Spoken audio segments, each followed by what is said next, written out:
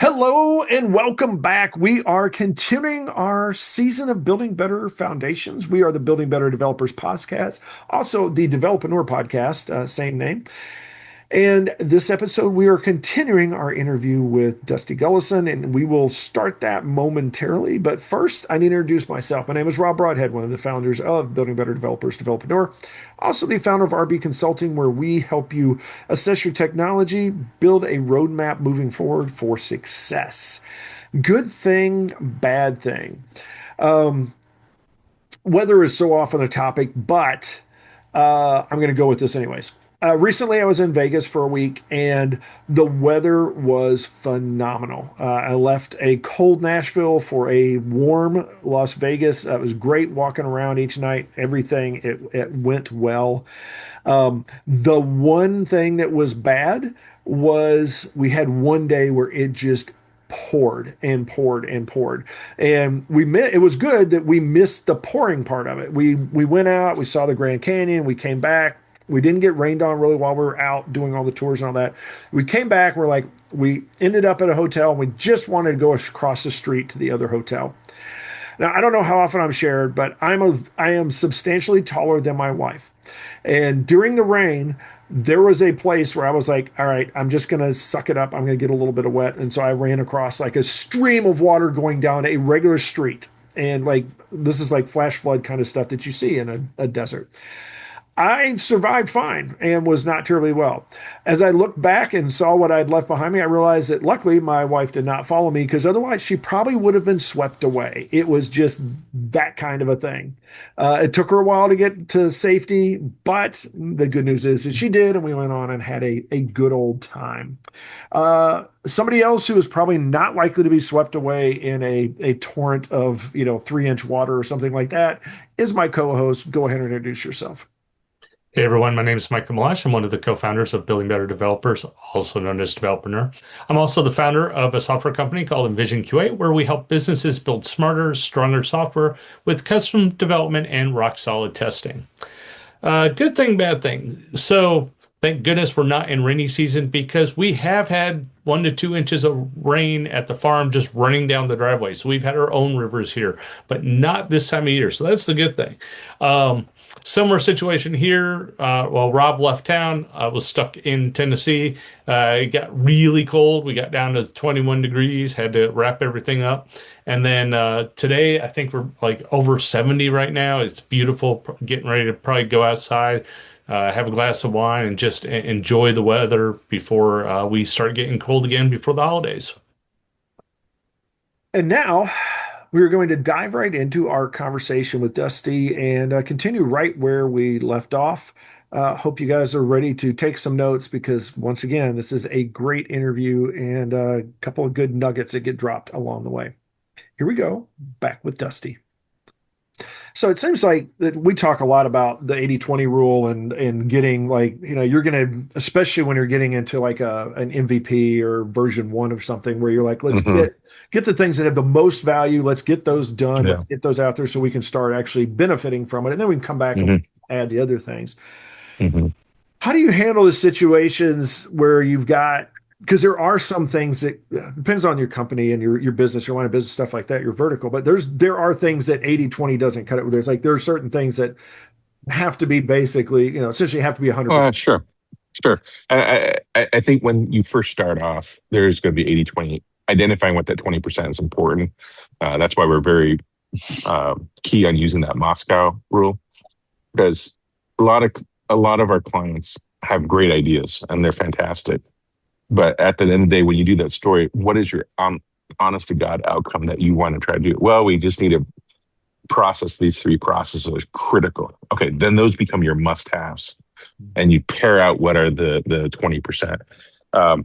Sometimes, if it's, one process, I need to make sure that this API works. And well, then that's just one thing, But usually when you're building an enterprise solution or a website or an app, there are a lot of things that are what I call data collection bloat, where they're collecting a lot of data that's not even actionable. They want to do it in the future. So we always try to identify where is your data collection bloat first. There's a lot of processes that they want to do because it's going to go into a future plan. And so you start paring that back. So there is, generally speaking, going to always be a 20% that you can find somewhere. And usually the easiest place to find it is in the budget. You only have 100 grand. This is what you can get for 100 grand. You only have, 300 grand. This is what you can get for 300 grand. So usually the budget is the first place that will constrain your deliverables, and then timeline, and then phase two stuff that once you understand the story, you go, actually that's really not launch necessary. One of the things that people, and I mentioned this earlier, people that are starting out a lot run into, I think, is there's a budget. So you do have a budget, and they have a vision of what they want, and it's usually not going to be complete, but they've got some level of what they want as a customer. Mm-hmm. But the budget doesn't fit what is really going to be most likely a solution, whether they've thought it out enough, and you look at it and you say, yeah, that Mm-hmm. would be great, and you need it, but your budget can't cover it, or vice versa, where it's just like they've sort of picked a budget and they say, well, I think this is what I can do within the budget. Mm-hmm. What do you say to somebody that's, especially if somebody comes to you with your company or something like that, that says, hey, this is what I need. I need to go get these guys to go spend $1,000. They say they only want to spend $100. Should I just tell them to spend $100 and figure out how to make it work within that? Or should I push them and say, this is really where you need to be? Well, the best way to solve that problem, I find, is talk about the story. Let's not talk about budgets. Let's talk about your story. Where do you want to be? What are you trying to do? What are the characters in the story? And they map it out and I go, what's the most important part of your story for your company right now? It's this. Okay. And then we talk about what we call golden processes. What are your golden processes? The ones that generate revenue for you, that are must-haves, so you can actually sustain and grow. So in this story, what are the things that are actually going to generate revenue for you? And then we identify those. And then I say, okay, you want to do this thing. Maybe you focus on chapter one of this story, which is, we want you to spend $1,000, but let's spend $100 and get chapter one done, and then start building on it. I'm a firm believer in I really hate huge budgets. I mean, you have them, but I hate huge chunks. I'd rather solve small chunks little by little, and you start having that flywheel event where, hey, we're successful with $100, so let's do $200. We're successful with $200. It's adopted, everyone likes it, and then you're $300. And the more you do that, I think you're going to find a more success in actually the delivery of the solution. But really, at the end of the day, the client has to see the whole trajectory of where they're trying to go and go, that makes sense why you want me to spend $1,000. But if I can spend $100 here and it improves my revenue prospects, then let's do that. And then we can do the next part. And so you break things down. This is why it's so critical to have that discovery, to do that Moscow approach, to understand the outcomes and where everyone's going. Yeah, it's amazing to me how often I've seen even like huge budget projects where they balk at spending a few thousand. It'll be 6, 7 figure projects, and they're like, no, we can't spend a few thousand on a discovery process or anything like that. And it's just like, to me, it seems ridiculously short sighted to do so. 100%. That don't have a budget or are doing their first project and they have no clue where to begin. And it's like sticker shock when you try to explain what the cost of some of this stuff will be, and they're like, "Well, wait, it needs to be cheaper." Those are the hard ones to talk to. I was just in Tampa meeting with a retail company last Friday, and sat down with them, and they had spent a year and a half struggling with creating this online e-commerce environment, and they were trying to do it cheap. I think WooCommerce or something, but they had at bare minimum 15 to 20,000 SKUs. I was like, well, and they want to do all these kind of things, and I was like, I don't think that's going to work for you. And they're like, well, tell us what we should do. I said, first of all, I can't tell you what to do until we actually know what you want to do. You're telling me you just want to sell stuff. Well, everybody does. But have you thought about logistics? Have you thought about integrating, a shipping platform? Have you thought about your inventory in real time? Have you thought about, insurance? Have you thought about claims? Have you thought about your ADA compliance on a store online? Have you thought about? And so I started laying about all these things because they handed me a 2-page proposal from a company that just had like 5 line items and a price. And I was like, this is not a proposal. This is a disaster. I said, you're throwing more good money after something. I said, did they give you a discovery document? Did they give you a roadmap? Did they give you a development calendar? Did they give you a schedule? And, I'm like, you're spending hundreds of thousands of dollars. What are you doing? And so I couldn't agree more with you. A lot of folks just don't understand what it takes. Everyone's looking at the finish line and not the start line, right? Everybody's like, oh, I'm going to have a store that's bringing 100, 200 grand of, revenue a month. I'm like, you don't have anything yet. How do you get there? So understanding the roadmap, understanding the journey and the story is so critical to these clients. And I remember leaving that meeting and they were just shaking their heads and like, what should we do? I'm like, you don't even know what you need to do yet. You need to sit with a partner that's done it for other clients and walk them through it and do the hard work. So they're like, all right, we're going to put together your budget and we'll be back in Q1. I'm like, that's a good place to start. Put together a budget, figure out what you want. And for what you want to do, I said, you need at least a minimum of $250,000 to $500,000 budget. Start there. If you're not ready to do that, you're not ready to get to the companies that you gave me as examples of what you want to be like. Mm-hmm. So yeah, it's I hard. love when it's, I use an example of time where people have someone come in and be an entrepreneur or something like, hey, I want to build, eBay for pet supplies and I got a $500 budget or something like that. It's like, these things where it's like, you realize this is like, sometimes the economies of scale like blow my mind where it's like, you really think that if you could build $1 billion business for hundreds of dollars, there wouldn't be 10 of those already out there at least or more. Oh, which That before we go too far down that road, I'll switch gears a little well, bit. I was going to say that client I was meeting with literally said that this developer wants to build an Amazon for this environment and have me put my SKUs on there. I'm like, I said, that's a red flag just to start with. Yeah. That right away is like they're missing something. So there is a disconnect there. They're going to vibe code their way to millions. That's right. That's right. There's a lot of that out there right now. We'll see where that ends up. I want to switch gears a little bit because one of the things is Sure. that you built a sizable company, over 100 people, 100 employees, without outside capital. And I know that Yeah. a lot of times that's like a chicken and egg thing that people seem to run into. Where they're like, "Well, I would love to Yeah. make a lot of money, but it takes money to make money, and I can't get there, so I'm gonna have to go." And that sometimes that even stops developers with great ideas that have got, I've run into plenty that have got great product ideas. They're like, well, but I'm going to go deal with venture capital or find an angel investor or something like that, or get a big loan or whatever it is so I can actually fund it. And I think this is where you can provide some of your experience and, for somebody else that's wanting to build Yeah. something without going out and getting all that funding. Yeah. So there's 2 parts of this. The first part I tell folks is you can do anything with time and grit. And when we first started, the first 5 years, it took me 5 years to get to $1 million and gross revenue. It was just myself, and then I hired a childhood friend. I grew up in Asia, so I used H-1B to get one of my friends over here back in 2000. And I remember early on, he would code, and I'd sleep on the floor. And then he'd wake me up, and I'd get up and QA and put some design documents while he slept on the floor, and we did that for years.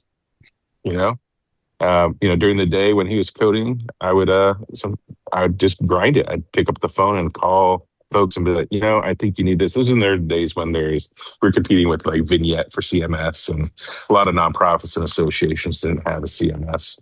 And so we built our own CMS, and that took a lot of work. And that got us off the ground. That led to one thing after another. And you start getting momentum. It's all about momentum. You got to just keep moving. And you're gonna struggle. There's so many pivot points in our business where, like, if that didn't come through, I don't know what we'd have done. But we'd have done something else, right? Mhm. We'd have figured something else out. And I always tell folks, if I knew what I know now back then, I probably wouldn't have done it because it's such a barrier. But I gotta say, in the States, there's so much opportunity. There's so many businesses you can start, so much you can do.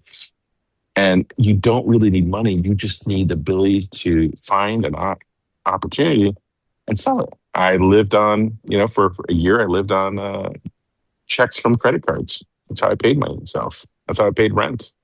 My wife and I were newly married and we lived in the basement of some person's house.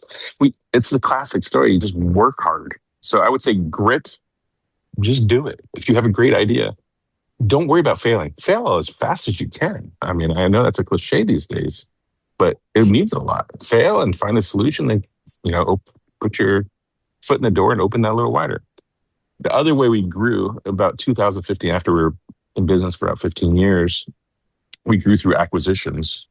Once we had established ourselves, and I would say the SBA financing vehicle is an extremely, extremely good vehicle, and we used that to acquire companies, over 5 companies in the last 10 years, 11 years.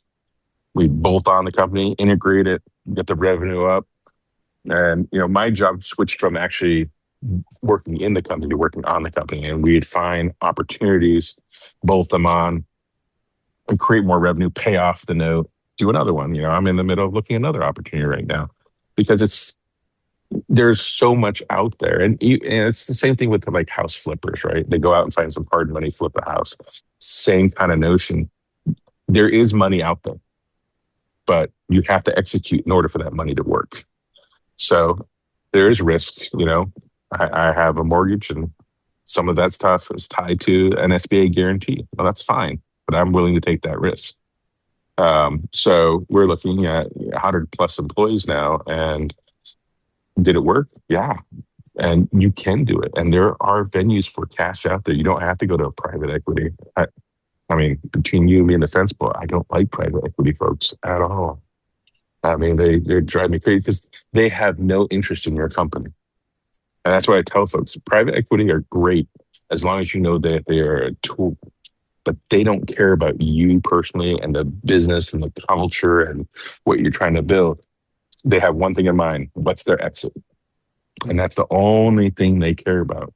And as long as you're on an exit trajectory with them, great. But generally speaking, you're not. You're trying to build something. So I always try to say, use like an SBA vehicle. You have equity in your house, use that to leverage for a bigger loan. Do those things if you need cash. But at the end of the day, hard work and actually building relationships in your network, because people want people to solve problems. There's a zillion problems out there. I remember when my first big gig came in, I was at church and I said, oh man, I could do that problem for you. Let's meet on Monday. Let's talk about that. And they're like, oh, you have an idea.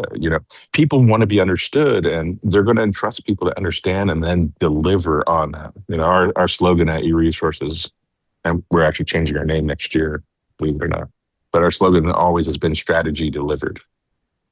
We won't just consult with you, but we'll actually deliver on that strategy. And folks really love that. So does that answer your question? Oh, yes, very much so. So I got kind of a follow-up to that. So you went through the whole process, you had these experiences building your company up to 100 employees. As you were going through this over the years, have you ever, I'm sure you have, most entrepreneurs have, had kind of that down point where you really, while you were trying to build things up, things weren't going right, things were going down, and you started managing it. What was kind of your worst point where you like almost threw it in, threw it away, but how did you overcome that? Yeah, it's a great question. There's a number of those spots. I've never been quite in the throwing it away unless it got taken away from me. Like everything fell apart. So probably the biggest overcoming story was probably in 2008 when the market went completely sideways. I think about 30 to 40% of our clients, their cash seized up. And so our AR seized up and our vendors seized up and everything seized up, right? There's that 2-3 month and it took like a year to unwind everything. And cash was super. My wife and I had just moved to Washington State and we just decided to buy a house. And then I think every mortgage lender one after another pulled their portfolio from us. We get another mortgage ready to sign, pull it. Another one's. So I think we went through six mortgage prices, and it took us a year to actually get that place. And that's just in the consumer side. Just think about it on the business side, where I had clients that said, we can't do this. And, I would say the good thing about this, I saw this coming and I pulled out all our lines of credit right before they all got axed. And that was just watching the macroeconomics of it. I knew something bad was coming down the pipe. And so we were able to not fire anybody, thank God, or lay off anybody, because we knew that that would affect them. We had some attrition and we let that happen. But we went to our clients that were struggling and said, hey, we're going to work with you. We're your partner first. We're not going to harass you. Let's see how we can work this out together. And those having strong relationships with both your vendors and your clients are super critical in times like that. And starting from the point of a positive intention of everybody, right? There's a lot of clients that ghosted us, and I finally got them on the phone. I said, listen, you don't have to ghost me. You're safe here. Yeah, we're both in the same boat.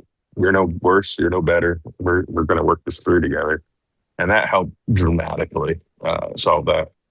That was a huge pressure point. And I don't think we came out of that. Like, I took out a bunch of loans prior to that. And I think it wasn't until 2011 that I pulled ourselves out of that situation.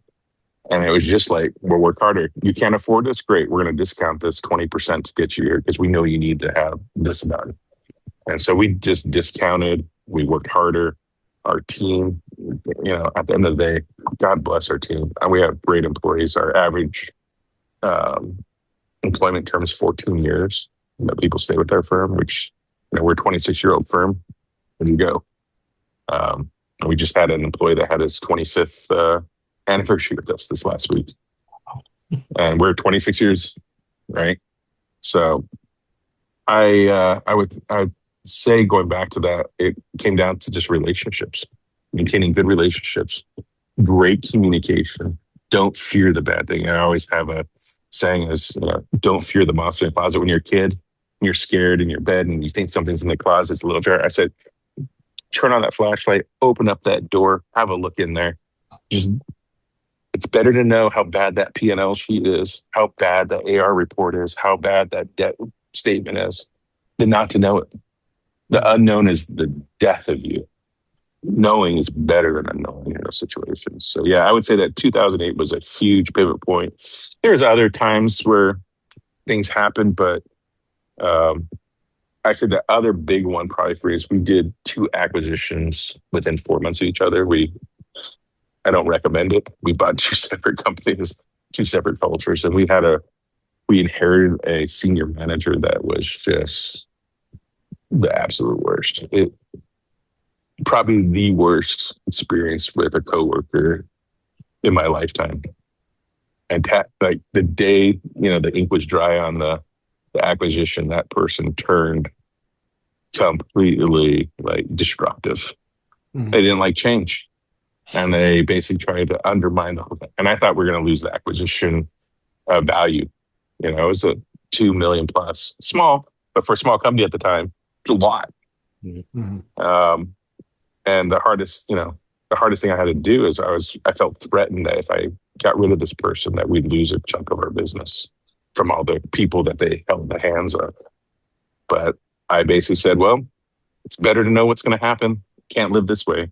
So I was sleeping 3-4 hours a night for like 7 months, just stressed out about the situation. And, I flew in, we did it as a little ninja move. We set up everything, fired the person, reestablished new management in that team. And I slept 9 hours that night. I just remember how relieved I was. And you know what? Generally speaking, when you have a bad teammate and you get rid of them, your clients are going to say thank you, because if they were bad to you, they were bad to everybody. Mm-hmm. So always get rid of the cancer. It's the worst. That person was pure, utter cancer. Yeah, that's we haven't talked. That's something we haven't discussed in I think years on this, but we've had more than a few times that we've talked about the poison pill type people and stuff like that, and Mm, just the poison hire. And I've I always bring that up also as part of talking to customers, is saying like, look, yeah. part of the discovery is making sure that the personalities work for our company as well as their Hmm. company. Because I'm like, I don't want to be in a situation, and I've been in those where corporate wise, Hmm. we do our thing and somebody else does their thing, Hmm. but it just doesn't mesh.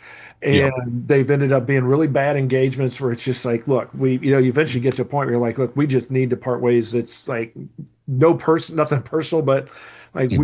we don't fit together. We don't work well together. And usually it'll be Yep. something like, hey, here's what you need to, sort of lesson learned. Here's what you need to look for moving forward. And Hmm. it's not just, you just like, it's not just the technology or the skills. You need those, but this is what you need from a culture or background or whatever it is that we can, highlight that is like, this is why it just doesn't work.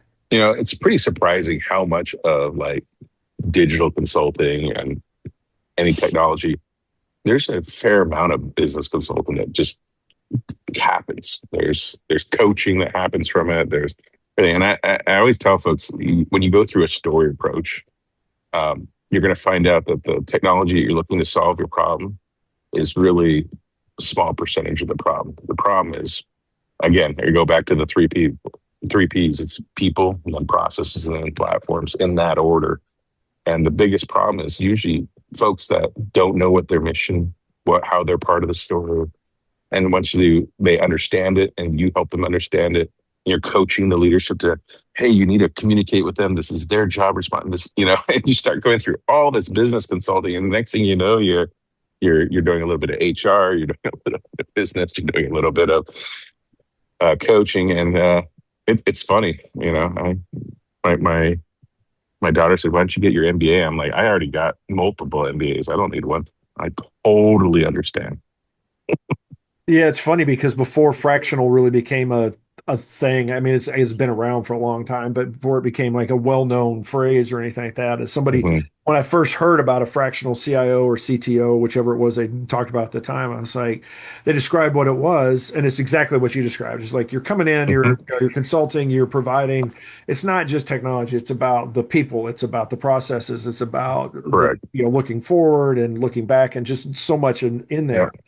And I was like, oh yeah, that sounds exactly like what we do. And I think it's the more often than not, I like it's yeah, everybody does it. I'm like, I don't know how Hmm. many people I've talked to that it's if you're in that world, if you're in the really if you're in technology consulting, you're in business consulting, and then 100%. that you're probably going to come in at some level and be a fractional something for them because, like you said, Correct. there's key things like RFPs that people just really struggle about, just budgets and roadmaps and estimating and all these things that go into Correct. projects, and then of course that's before you even get to the platforms. The platforms they get lost because they were like, well, I don't know how I'm going to be able to navigate it. And I Yep. think for me, a lot of times it's like, well, you've got people and processes to navigate first. Basically, it's like A hundred percent. you've got the cart way before the horse. It's like let's figure out what you really want.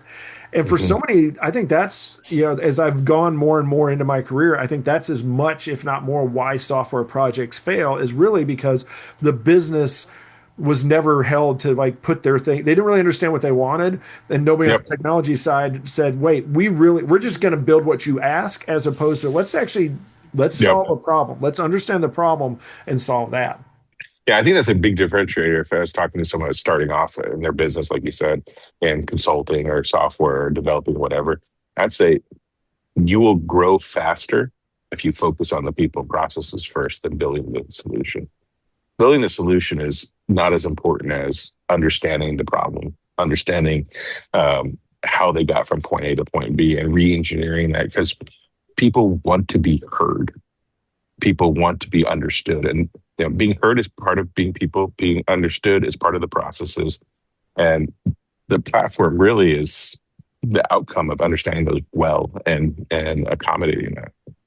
So yeah, if you're going to start a business, start there.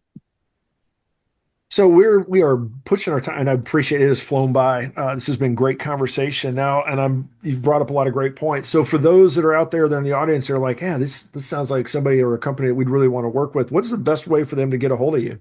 Sure. you can shoot message me on LinkedIn, just linkedin.com/Dusty.Gulleson, eResources.com. We have a new brand coming out where we're unifying everything in January. We're really excited about that. Um, but yeah, you can find me anywhere at LinkedIn. My email is dusty@Gulleson.com. You'll get to me, or dusty@eResources.com.